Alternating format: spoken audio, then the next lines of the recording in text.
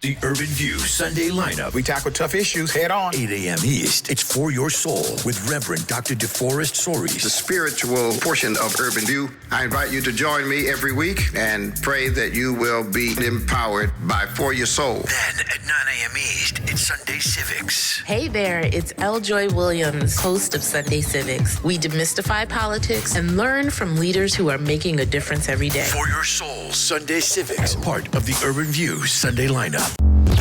This is the Clay Kane Show. Sirius XM Urban View. Here at Urban View, we are focused. We have a mission. We have a community, from Karen Hunter to Larry Daniel Favors to Reese Colbert to L. Joy Williams. And we are committed. With Joe Madison paving the way, we have an infrastructure that I really do believe personifies talk that empowers and becomes action. The Clay Kane Show. Sirius XM. Urban View. And on the Sirius XM app.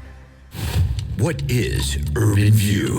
Where talk empowers and becomes action. Lawyers, journalists, activists gather daily to dissect and understand and intellectualize around issues and ultimately shape a better world. Inspiration that people need to build the lives that they want to live. It is about freedom, moving people in the right direction, and it is about a unity and a vision of Urban View. It doesn't discriminate. It doesn't care about your age, politics, your race. It impacts all of us. At Urban View, you get to see that play out every day. This is a community. It is one of the reasons why Urban View is so vitally necessary for this time. We are not in this journey alone.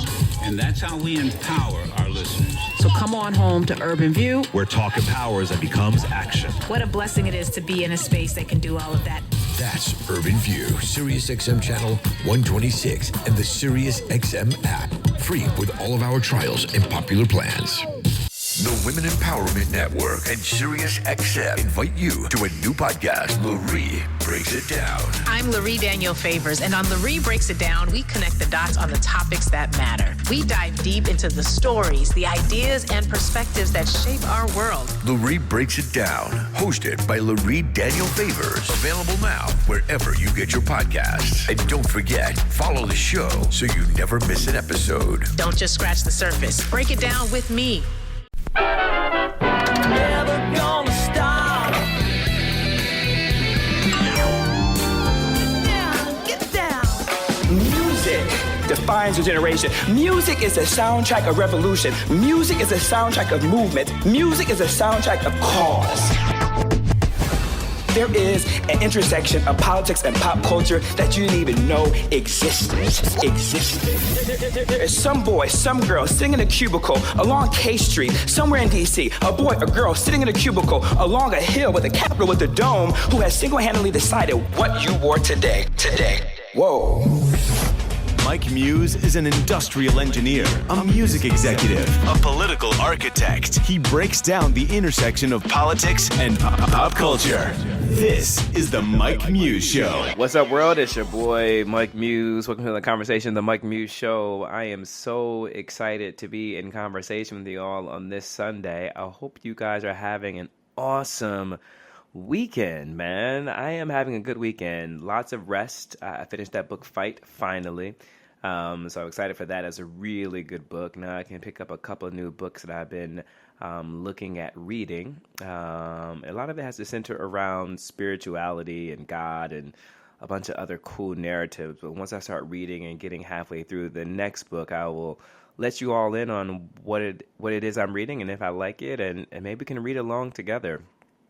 It could be something interesting to kind of create a little book club. Maybe we can do some readings together, particularly summertime. Summer is all about reading at the beach, by the pool, at the park, on picnics, or just taking a summer Friday off and, I don't know, sitting on a park bench and just reading. I'm really excited about being outside. I love being outside. I don't care where I am. I just like being outside. I love when I'm in a car, having the windows rolled down.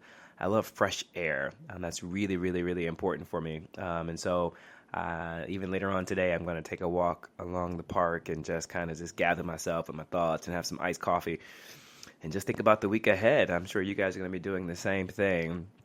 Let me know if you're getting ready to read something interesting. If you just finished a book, I would love to hear your thoughts. I'm always down for some book recommendations.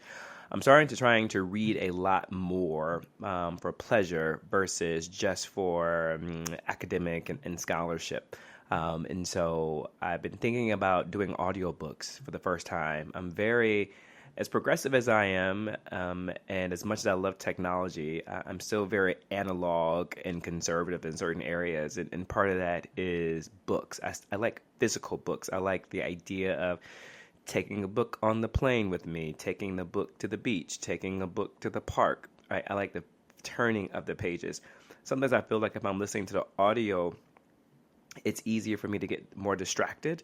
And to daydream and to wander. And I feel like since I listen to so much things, I'm always taking in content, including music. I feel like it wouldn't be much of a departure. But there is something of ease about audiobooks for all the obvious reasons, because you don't have to carry around a thick book. Like I'm looking at this, one of the books that I bought it looks to be about like a 3-part book series. So it's 3 different books.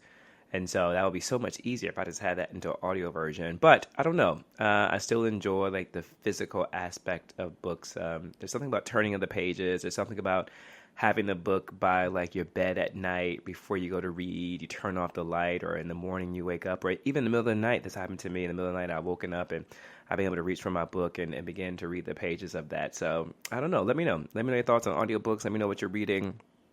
Let me know some good summer reads that you're rocking with.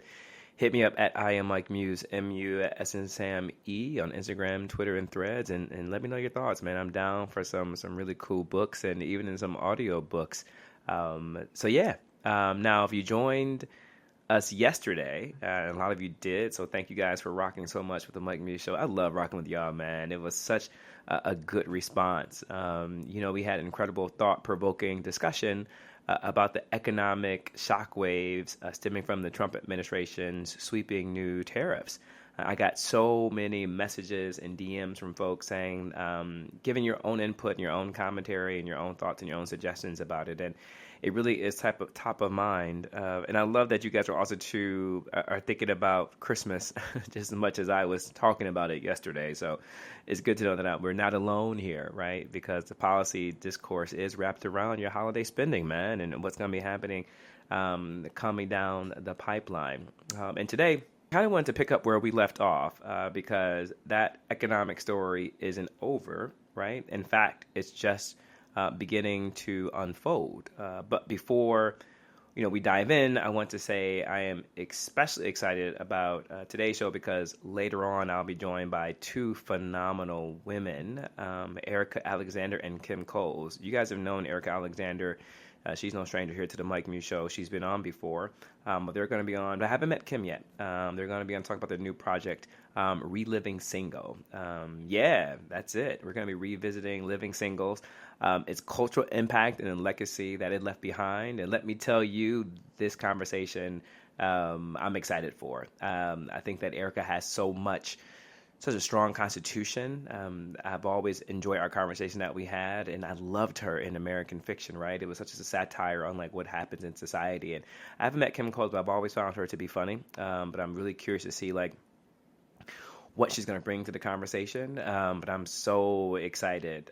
But before we begin there, let's just hit to some policy and some what's been happening that I really wanted to talk with you guys about that I thought would be really interesting, particularly the jobs reports that came out on Friday. The United States added 177,000 jobs in April.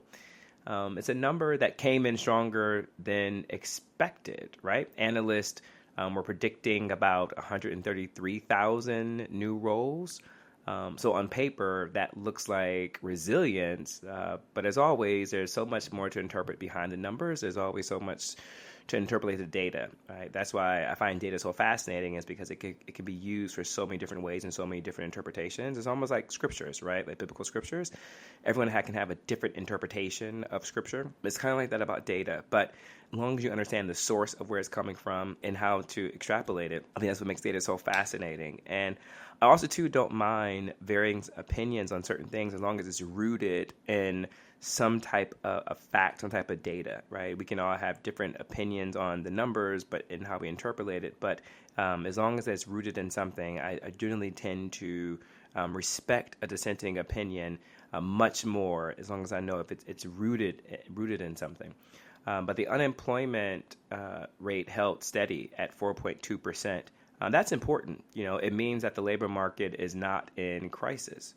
However, there are a few cracks showing. Average hourly earnings only grew 0.17% in April. That's below the 0.3% economists forecasted.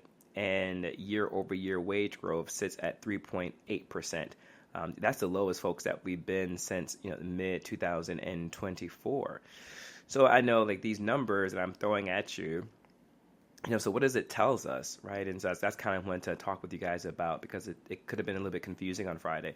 But what it's telling us is we're creating jobs, but the jobs aren't translating into real wage gains. As this becomes even more significant when we factor in inflation, housing costs, and interest rates are still elevated from the pandemic era highs, right? And if you think about the groceries, right? So there's something about the stagnation of wages.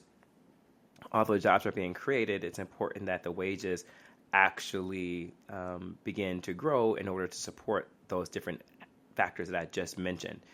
So for many Americans, this so-called strong labor market doesn't feel strong, right? It feels fragile, right? It feels like almost a dichotomy, right? Although the jobs are available, the wages are just not there, right? And let's not forget another, key data point. And that's long-term unemployment is back at pandemic era levels, right? Think about that just for a second. Think how many people had unfortunately lost their jobs in the pandemic, and the long-term employment is back. Nearly 24% of those who are unemployed have been out of work for 27 weeks or more. The median duration of unemployment also ticked up to 10.4 weeks. So while some are working, others are stuck waiting, hoping, and implying. I know so many people and friends of mine who have recently got caught up in layoffs, have emailed me, and I've done my best to forward along their resumes to friends and colleagues at other companies and other places, but it's just a really bit challenging in the workforce. And so many people are entering the workforce at the same time who have the same skill sets in a place where there just isn't a lot of opportunity that is happening. I think about the DMV area. I think about all those federal employees that got laid off. There's just not a lot of jobs that translate to government, the skill sets of a government worker within the DMV that is pretty much set up to support, and the main sector is the federal government, right? And so as President Trump and his administration begins to slash, federal agencies, there's a large number of people who are just unemployed fighting for the same limited amount of spots. And so I think that is something that really hasn't been underscored enough. I'll be curious to see what the data will show a year from now in terms of how many of those people were able to, one, find a job within the DMV, two, actually stay in the DMV even if they didn't find a job, and three, what type of industries or did they translate and work into, and how many just left the area altogether. I think that's going to be interesting to see if we can track those migration patterns of federal employees within that DMV area, because then we add in tariffs to this equation, and it just begins to really add a complicated layer and dynamic. But let's rewind to early April when President Trump announced his so-called Liberation Day, right? That was the day when he announced all these tariffs. A sweeping policy that placed a 10% blanket tariffs on all U.S. imports, with higher rates targeting specific countries like China, Mexico, and Canada, right? At first, the markets were jittery, but we saw that. I was really talking to a buddy of mine at dinner about a week ago, and he was just saying, and we had heard reports about how people were at the Masters golf tournament in Augusta, and we heard they were buzzing about the market and the reaction. He told me, he was like, Mike, it was really real. He was like, almost weren't even focused on the golf as we were so much focusing on what was happening within the markets. But as we discussed yesterday, it's not just about Wall Street, it's about Main Street. Businesses rush to stock up on foreign goods, leading to a short-term boost in activity. That's one reason transportation and warehousing added 29,000 jobs last month, right? So this is the part of really interpreting the data and seeing what the data is about. But those shelves, they won't stay full for long, right? We're already seeing a sharp decline in shipping volumes at major ports. Analysts compare this to an offshore earthquake. The shock has happened, but the tsunami hasn't hit the stores yet. As imports slow and inventory shrink, retailers, manufacturers, and logistic companies will all start tightening their belts. And what wave? It could show up in June or July jobs report, just as political pressure around interest rates begins to mount. It's why many traders are now betting that the Federal Reserve will hold off on cutting rates. They're waiting to see if the real terror pain shows up in Q2, which is really interesting regarding the idea that President Trump wanted to fire the Fed Chair Jerome Powell. And even that sent shockwaves within the business community. Again, creating this instability of economic policies that really help drive market and business indicators. We're in a moment where economic nationalism is clashing with economic independence, and the American worker is caught in the middle. That's one of my biggest concerns, particularly as President Trump has always had like this America First agenda. Going back from his first administration. Again, President Trump has a right to do what he wants, but there's definitely is a cause and an effect to this, and a really about understanding of what is happening in terms of how it impacts our day-to-day and our dollar. And that leads us into the next layer of this conversation I wanted to bring up with you about what's happening inside national security infrastructure of this country. We saw Mike Waltz was quote unquote elevated to the ambassador to the United Nations, he's a former national security advisor, but we all know that was pretty much Trump's way of demoting it, but without firing Mike Waltz, because he doesn't look like he wants to create instability in his administration with firing people the way that he did in his first term. But sending the national security advisor who sits in the White House and works every day, quote unquote, 9 to 5 in the White House, to ship them up to here in New York City to work at the United Nations, that removes Mike Waltz from the axis of power from President Trump. They go from having daily interactions and meetings to I'll probably gander every now and then having meetings. President Trump doesn't really care much for the United Nations, doesn't really believe in the United Nations as a concept and as a construct. So the United Nations really isn't a priority for President Trump. And so it's essentially pushing Mike Waltz kind of over there in the corner as pretty much as a demotion. But then we also, too, have to look at what's happening with national security regarding our foreign intelligence. And while this is all happening on the economic front, something equally consequential is playing out behind the scenes with the downsizing of our American intelligence community.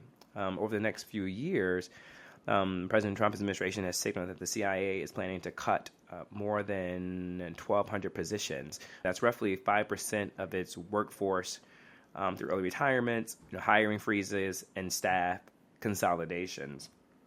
And this includes officers working on diversity, equity, and inclusion. There goes that word again, DEI. That just seems to be one of the most easiest targets of this administration, whose dismissals are already being challenged in federal court. Now, look, I want us to pause right here and think about that, right?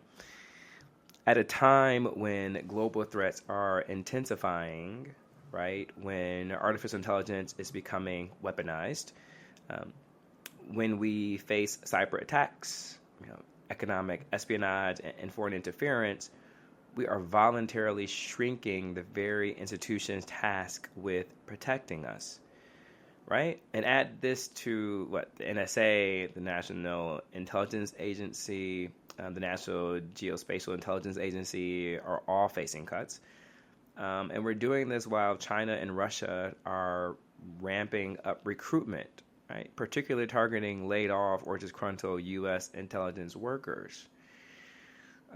This isn't a hypothetical risk, that's a counterintelligence vulnerability. I've always loved talking to you guys about like human intelligence and assets and human assets and the role that it plays geopolitically and how that keeps us safe. And human intelligence is something that artificial intelligence just can't do, right? Espionage just can't be about technology, right? There's something about the value of human intelligence, human assets, right? Human espionage that is so important, that takes years to cultivate trust within different countries, individuals within different countries, right? And also too takes years for those individuals in different countries to trust that if something was to go wrong, that the United States will have their back to protect them in the case of, right? And so us cutting this is creating such instabilities within, the intelligence world, intelligence community, when right now intelligence is going to be at the forefront. And look, I get the appeal of government efficiency, but intelligence isn't about efficiency. It's about redundancy. It's being everywhere you need to be, even when the threat is invisible. And this reorganization, it's happening under the umbrella of political loyalty and ideological cleansing, not strategy, right? Like, again, I just cannot underscore the importance of, human intelligence and human assets.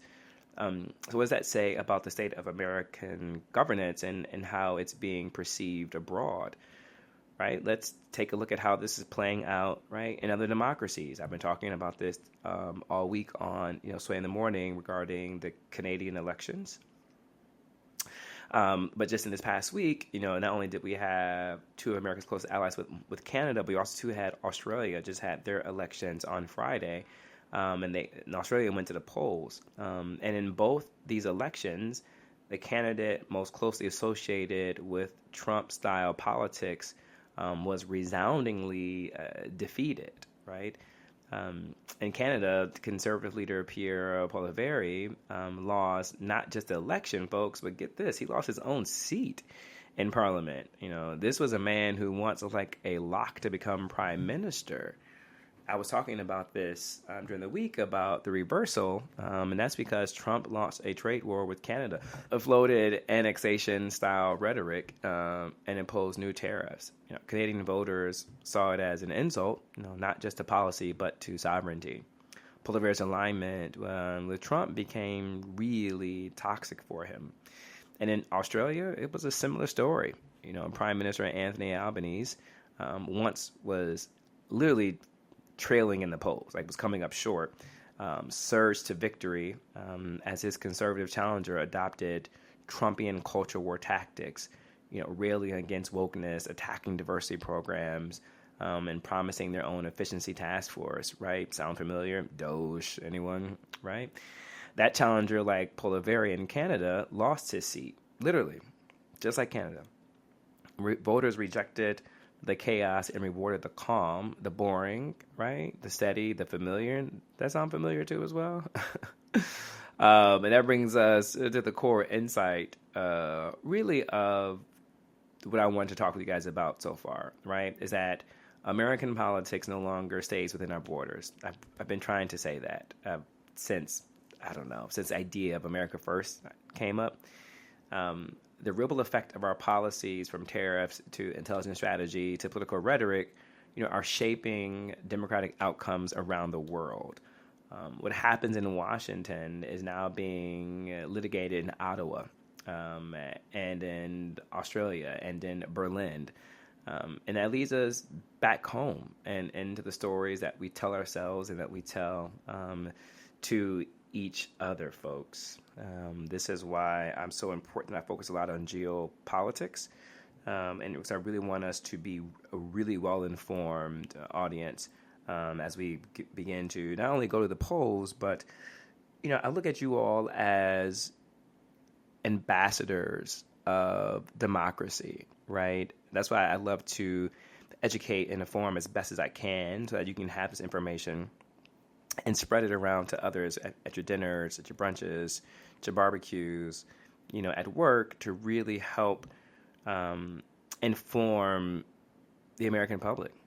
And this brings me back to why I'm so excited about today's guest, Erica Alexander and Ken Coles, right? Just, two women who helped shape one of the most culturally impactful shows in television history, Living Single.